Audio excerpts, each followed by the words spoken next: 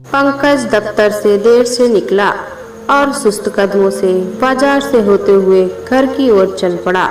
वह राह में एक दुकान पर रुककर चाय पीने लगा। चाय पीते हुए उसने पीछे मुड़कर भारत रंगालय नामक नाट्यशाला की इमारत की ओर देखा। सामने मुख्य द्वार पर एक बैनर लटका था। आज का नाटक शेरे जंग, निर्देशक सुधीर कुमार। सुधीर पंकज का बचपन का दोस्त था। कॉलेज के दिनों से ही उसे रंगमंच में बहुत दिलचस्पी थी। वैसे तो वह नौकरी करता था, किंतु उसकी रंगमंच के प्रति दिलचस्पी जरा भी कम नहीं हुई थी। हमेशा कोई न कोई नाटक करता ही रहता था। चाय पीकर वह चलने को हुआ तो सोचा कि सुधीर से मिल ले। बहुत दिन हुए उससे मुलाकात हुए, उसका नाटक देख लेंगे तो थोड़ा मन बहल जाएगा। वह टिकट लेकर हॉल के अंदर चला गया।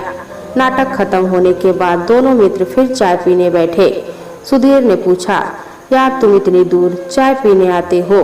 पंकज ने उदास स्वर में जवाब दिया, दफ्तर से पैदल लौट रहा था, सोचा चाय पी लूं और तुम्हारा नाटक भी देख लूं। बहुत दिन हो गए तुम्हारा नाटक देखे। सुधीर ने उसका झूठ टाल लिया।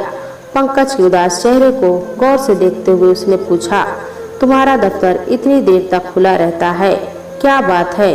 इतना बुझा हुआ चेहरा क्यों है?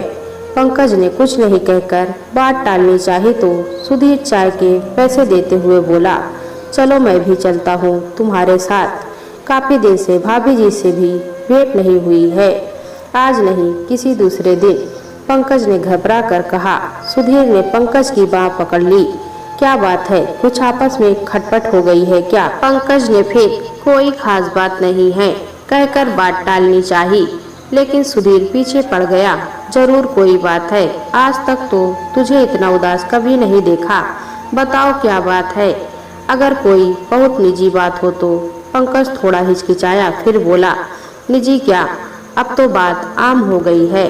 दरअसल बात यह है कि आमदनी कम है और सुषमा के शौक ज्यादा हैं। अमीर घर की बेटी है, फिजूल खर्च की आदत है, परेशान रहता हूँ, रोज इसी बात पर किचकिच होती है, दिमाग काम नहीं करता। वाह यार, सुधीर उसकी पीठ पर हाथ मारकर बोला, तुम्हें जितनी तनख्वाह मिलती है क्या उसमें 2 आदमियों का गुजारा नहीं हो सकता? बस अभी 3-4 साल तक बच्चा पैदा नहीं करना। मैं तुमसे कम तनख्वाह पाता हूँ, लेकिन हम दोनों पति पत्नी आराम से रहते हैं। हाँ, फालतू खर्च नहीं करते। वह तो ठीक है, लेकिन इंसान गुजारा करना चाहे तब तो। खर्च का कोई ठिकाना है, जितना बढ़ाओ बढ़ेगा। सुषमा इस बात को समझने को तैयार नहीं है। पंकज ने मायूसी से कहा, यार समझौता तो करना ही होगा। अभी तो नई नई शादी हुई है, अभी से या उदासी और झिकझिक। तुम दोनों तो शादी के पहले ही एक दूसरे को जानते थे, फिर इन 5-6 महीनों में ही। पंकज उठ गया और उदास स्वर में बोला, शुरू में सब कुछ सामान्य व सहज था, किंतु इधर 1-2 महीनों से अब सुषमा को कौन समझाए? सुधीर ने झट से कहा, मैं समझा दूंगा। पंकज ने घबरा कर उसकी ओर देखा। अरे बाप रे, मार खानी है क्या?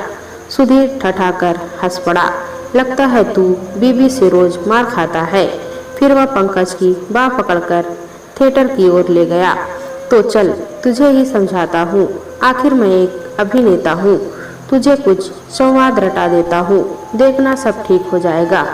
पंकज को घर लौटने में काफी देर हो गई, लेकिन वह बड़े अच्छे मूड में घर के अंदर घुसा। सुषमा के झुंझलाए चेहरे की ओर ध्यान न देकर बोला, स्वीटी जरा एक प्याला चाय जल्दी से पिला दो, थक गया हूँ। आज दफ्तर में काम कुछ ज्यादा था, अगर पकौड़े भी बना दो तो मजा आ जाएगा। सुषमा ने उसे आश्चर्य और क्रोध से घूर कर देखा, फिर झट से रसोई घर से प्याला और प्लेट लाकर उसकी ओर जोर से फेंकती हुई चिल्लाई, लो या रहा पकौड़ा और यही रही चाय। पंकज ने बसते हुए कहा, क्या कर रही हो? चाय की जगह भूकंप कैसे? यह घर है कि क्रिकेट का मैदान? घर के बर्तनों से ही गेंदबाजी, वह भी बम्फर पर बम्फर। उसके मजाक से सुषमा का पारा और भी चढ़ गया। ना तो यह घर है और ना ही क्रिकेट का मैदान, यह शमशान है, शमशान। यह भी कोई बात हुई? पति दिन भर दफ्तर में काम करे और जब थक कर घर लौटे तो पत्नी उसका स्वागत प्रेम की मीठी मुस्कान से ना करके शब्दों की गोलियों और तेवरों के तीरों से करे। यह घर नहीं कैद खाना है, और कैद खाने में बंद पत्नी अपने पति का स्वागत मीठी मुस्कान से नहीं कर सकती। पति महाशय, पंकज ने सुषमा की ओर डर कर देखा, फिर मुस्कुराकर समझाने के स्वर में बोला, यह भी कोई बात हुई सुषमा, घर को कैद खाना कहती हो, यह तो मोहब्बत का गुलशन है।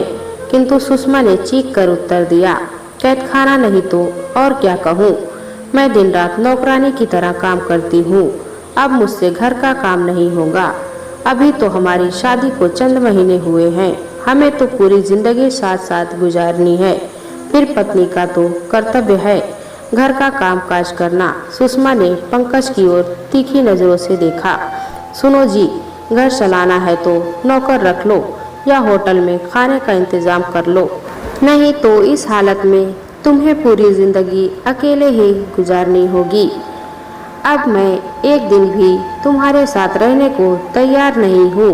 मैं चली। सुषमा मुड़कर जाने लगी तो पंकज उसके पीछे दौड़ा। कहाँ चली, रुको, जरा समझने की कोशिश करो। देखो, अब इतने कम वेतन में नौकर रखना या होटल में खाना खाना संभव नहीं है। क्या सुषमा रुक गई? उसने गुस्से में कहा, इतनी कम तनख्वाह थी तो शादी करने की क्या जरूरत थी? तुमने मेरे माँ बाप को धोखा देकर शादी कर ली। अगर वे जानते कि वे अपनी बेटी का हाथ एक भिखमंगे के हाथ में दे रहे हैं तो कभी तैयार नहीं होते। अगर तुम अपनी आमदनी नहीं बढ़ा सकते हो तो मैं अपने माँ बाप के घर जा रही हूँ, वे अभी जिंदा हैं। पंकज कहना चाहता था कि उसके बारे में पूरी तरह से उसके माँ बाप जानते थे और वह भी जानती थी, कहीं धोखा नहीं था। शादी के वक्त तो वह सबको बहुत सुशील, ईमानदार और खूबसूरत लग रहा था, लेकिन वह इतनी बातें नहीं बोल सका, उसके मुंह से गलती से निकल गया। यही तो अफसोस है। सुषमा ने आग बबूला होकर उसकी ओर देखा। क्या कहा? मेरे माता पिता के जीवित रहने का तुम्हें अफसोस है? पंकज ने झट से बात मोड़ी। नहीं, कुछ नहीं, मेरे कहने का मतलब यह है कि अगर गृहस्थी की गाड़ी का पहिया पैसे से, पेट्रोल से चलता है तो उसमें प्यार का मोबिल भी तो जरूरी है। क्या रुपया ही सब कुछ है? हाँ, मेरे लिए रुपया ही सब कुछ है, इसलिए मैं चली मायके।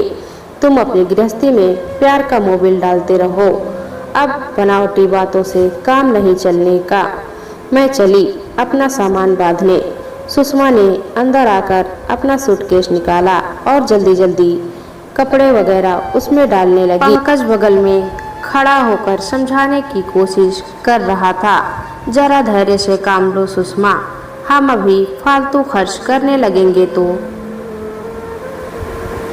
कल हमारी गृहस्थी बढ़ेगी, बाल बच्चे होंगे, लेकिन अभी नहीं, 4-5 साल बाद होंगे ना, तो फिर कैसे काम चलेगा? सुषमा ने उसकी ओर चिढ़कर देखा। बीवी का खर्च तो चला नहीं सकते और बच्चों का सपना देख रहे हो, शर्म नहीं आती? ठीक है, अभी नहीं, कुछ साल बाद ही सही, जब मेरी तनख्वाह बढ़ जाएगी, कुछ रुपए जमा हो जाएंगे, ठीक है ना? अब शांत हो जाओ। किंतु सुषमा अपना सामान निकालती रही। वह क्रोध से बोली, अब तुम्हारी पोल खुल गई है, मैं इसी वक्त जा रही हूँ। आखिर अपने मायके में कब तक रहोगी? लोग क्या कहेंगे, लोग क्या कहेंगे, इसकी चिंता तुम मत करो, अब मैं लौट कर नहीं आने वाली। पंकज चौंक पड़ा। लौट कर नहीं आने वाली? तुम जीवन भर मायके में ही रहोगी? सुषमा ने जोर देकर कहा। हाँ हाँ, और मैं वहाँ जाकर तुम्हें तलाक दे दूंगी। तुम जैसे मर्दों को अकेले ही रहना चाहिए। पंकज हतप्रभ हो गया। तलाक क्या वक्ती हो, होश में तो हो। हाँ, अब मैं होश में आ गई हूँ, बेहोश तो अब तक थी। अब वह जमाना गया जब औरत गाय की तरह खूंटे से बंधी रहती थी। सुषमा ने चाबियों का गुच्छा जोर से पंकज की ओर फेंका। लो अपनी चाबियाँ, मैं चलती हूँ। सुषमा अपना सामान उठाकर बाहर के दरवाजे की ओर बढ़ी। पंकज ने कहा, सुनो तो, रात को कहाँ जाओगी? सुबह चली जाना, मैं वादा करता हूँ। उसी वक्त दरवाजे पर जोरों की दस्तक हुई। पंकज ने उधर देखा। अब यह बेवक्त कौन आ गया? लोग कुछ समझते ही नहीं। पति पत्नी के प्रेमालय में कबाब की हड्डी की तरह आ टपकते हैं। देखना तो सुषमा, कहीं वह बनिया उधार की रकम वसूलने तो नहीं आ गया। कह देना कि मैं नहीं हूँ। लेकिन सुषमा के तेवर पंकज की बातों से ढीले नहीं पड़े। उसने हाथ झटक कर कहा, तुम ही जानो अपना हिसाब किताब और खुद ही देख लो, मुझे कोई मतलब नहीं। दरवाजे पर लगातार दस्तक हो रही थी। ठीक है भाई, रुको खोलता हूँ, कहते हुए पंकज ने दरवाजा खोला और ठिठक कर खड़ा हो गया। उसके मुंह से बाप रे निकल गया। सुषमा भी चौंक कर देखने लगी। एक लंबी दाढ़ी वाला आदमी चेहरे पर नकाब लगाए अंदर आ गया था। उसने झट से दरवाजा बंद करते हुए कड़कती आवाज में कहा, खबरदार जो कोई अपनी जगह से हिला। पंकज ने हकलाते हुए कहा, आप कौन है भाई और क्या चाहते हैं? उस आदमी ने कहा, मैं कौन हूँ उससे तुम्हें क्या मतलब? घर में जो भी रुपया गहना है सामने रख दो। पंकज को ऐसी परिस्थिति में भी हंसी आ गई। क्या मजाक करते हैं दाढ़ी वाले महाशय? अगर इस घर में रुपया ही होता तो रोना किस बात का था? आप गलत जगह आ गए हैं। मैं आपको सही रास्ता दिखला सकता हूँ। मेरे ससुर हैं गणपत राय, उनका पता बता देता हूँ। आप उनके यहाँ चले जाइए। सुषमा बिगड़कर बोली, क्या बकते हो, जाइए। किंतु आगंतुक ने उनकी बातों पर ध्यान नहीं दिया। उसने बड़े ही नाटकीय अंदाज में जेब से रिवॉल्वर निकालकर और उसे हिलाते हुए कहा, जल्दी माल निकालो वरना काम तमाम कर दूंगा। देवी जी, जल्दी से सब गहने निकालिए। सुषमा चुपचाप खड़ी उसकी ओर देखती रही तो उसने रिवॉल्वर पंकज की ओर घुमा दिया। मैं 3 तक गिनूंगा, उसके बाद आपके पति पर गोली चला दूंगा। पंकज ने सोचा, सुषमा कहेगी कि उसे क्या परवाह, वह तो पति को छोड़कर मायके जा रही है। किंतु जैसे ही आगंतुक ने 1-2 गिना, सुषमा हाथ उठाकर बेचैन स्वर में बोली, नहीं नहीं रुको, मैं तुरंत आती हूँ। नकाबपोश गर्व से मुस्कुराया और सुषमा जल्दी से श्यान कक्ष की ओर भागी।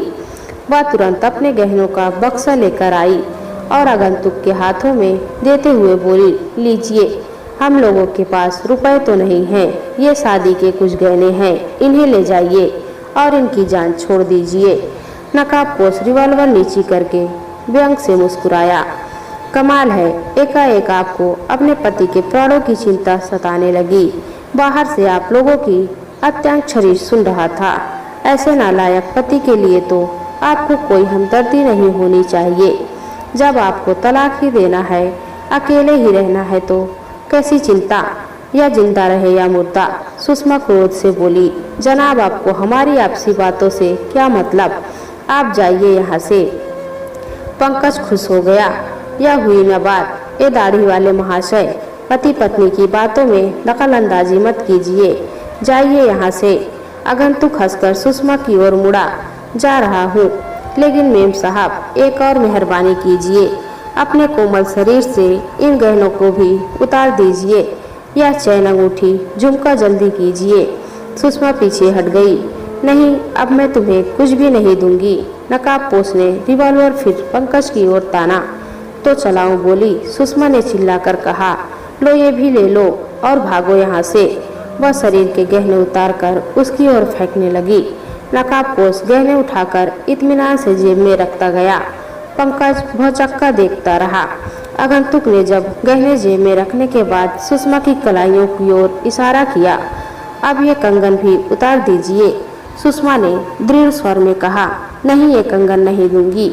वे शादी के कंगन थे जो पंकज ने दिए थे। आगंतुक ने सुषमा की ओर बढ़ते हुए कहा, मुझे मजबूर मत कीजिए मेम साहब, आपने जिद की तो मुझे खुद कंगन उतारने पड़ेंगे। लाइए इधर दीजिए। अब पंकज का पुरुष तत्व जागा। वह कूदकर उन दोनों के नजदीक पहुंचा। तुम्हारी इतनी हिम्मत कि मेरी पत्नी का हाथ पकड़ो, खबरदार, छोड़ दो। नकाबपोश ने रिवॉल्वर हिलाया। जान प्यारी है तो दूर ही रहो। लेकिन पंकज रिवॉल्वर की परवाह ना करके उससे लिपट गया। तभी धाए की आवाज हुई और पंकज कराकर सीना पकड़े गिर गया। आगंतुक के रिवॉल्वर से धुआं निकल रहा था। सुषमा कई पलों तक हतप्रभ खड़ी रही। फिर वह चित्कार कर उठी, हत्यारे जल्लाद, तुमने मेरे पति को मार डाला, मैं तुम्हें जिंदा नहीं छोड़ूंगी। नकाबपोश जल्दी से दरवाजे की ओर बढ़ते हुए बोला, मैडम आप नाहक अफसोस कर रही हैं। आपको इस नालायक पति से तो अलग होना ही था। मैंने तो आपकी मदद की है। सुषमा का चेहरा आंसुओं से भीग गया। उसकी आंखों में दर्द के साथ आक्रोश की चिंगारियां भी थी। आगंतुक डर सा गया। सुषमा उसकी ओर शेरनी की तरह झपटी। मैं तेरा खून पी जाऊंगी, तू जाता कहाँ है? और वह उसे बेतहाशा पीटने लगी। नकाबपोश नीचे गिर पड़ा और चिल्लाकर बोला, अरे मर गया। भाभी जी क्या कर रही हैं, रुकिए। सुषमा उसे मारती ही गई। हत्यारे मुझे भाभी कहता है। आगंतुक ने जल्दी से अपनी दाढ़ी को नोचकर हटा दिया और चिल्लाया, देखिए मैं आपका प्यारा देवर सुधीर हूँ। सुषमा ने अवाक होकर देखा, वह सुधीर ही था। सुधीर कहराते हुए उठा, भाभी जी केवल यह दाढ़ी ही नकली नहीं है, यह रिवाल्वर भी नकली है। सुषमा ने फर्श पर गिरे पंकज की ओर देखा, तब वह भी मुस्कुराता हुआ उठकर खड़ा हो गया। हाँ, और यह मौत भी नकली थी। अब मैं यह कह सकता हूँ कि हर पति पत्नी को यह जानने के लिए कि उसकी पत्नी वास्तव में उससे कितना प्यार करती है, एक बार जरूर मरना चाहिए। सुधीर और पंकज ने ठहाका लगाया और सुषमा शर्मा गई। सुधीर हाथ जोड़कर माफी मांगते हुए बोला, भाभी जी हमारी गलती को माफ कीजिए। आप दोनों एक दूसरे से बहुत प्यार करते हैं। उसमें जो थोड़ा व्यवधान हो गया था उसे ही दूर करने के लिए यह छोटा सा नाटक करना पड़ा। सुषमा ने हंसकर कहा, जाओ माफ किया। भाभी जी आमदनी के अनुसार जरूरतों को समेट लिया जाए तो पति पत्नी हमेशा प्यार और आनंद से रह सकते हैं। सुधीर ने समझाने के लहजे में कहा तो सुषमा ने हंसकर सहमति में सिर हिला दिया। दोस्तों कहानी अच्छी लगी तो कमेंट में बताएं। चैनल पर नए हैं तो एक लाइक और सब्सक्राइब जरूर करें।